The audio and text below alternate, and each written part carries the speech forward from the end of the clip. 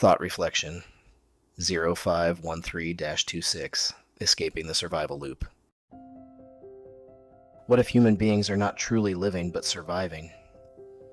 For thousands of years, survival was humanity's only real job. Staying alive was all that mattered. But as humanity evolved and the world became safer, the ego never fully left survival mode. It became our baseline operating system. The mind stays in motion almost constantly through fear, anxiety, control, thinking, preparing, worrying, replaying conversations, imagining outcomes, and trying to stay ahead of life before life even happens.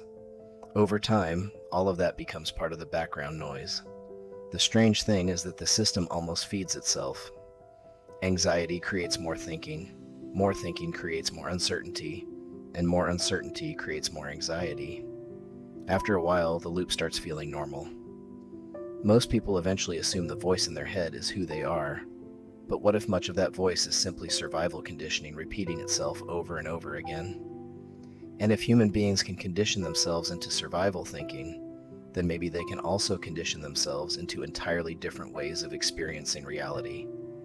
If a person can change their environment, routines, habits, perspective, and even the way they speak to themselves internally, then maybe human identity is far more flexible than people think.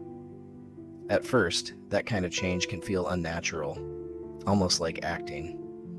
But repetition changes identity. Eventually, the new perspective becomes the new lens. And maybe when perspective changes deeply enough, your frequency changes too. But maybe the deeper transformation is not just changing perspective.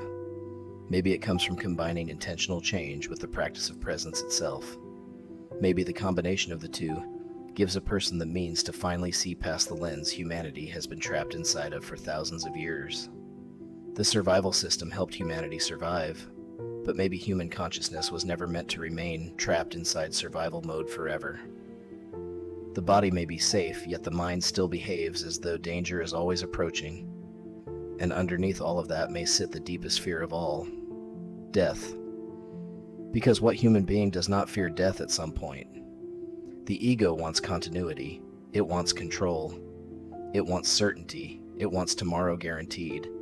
But reality never fully gives certainty, so the mind keeps moving. Maybe this is why the ego clings so tightly to identity, control, and the familiar. Because from the perspective of survival mode, that becomes who you believe you are. But what if consciousness is larger than the ego? What if this life is only one layer of a much bigger process of experience?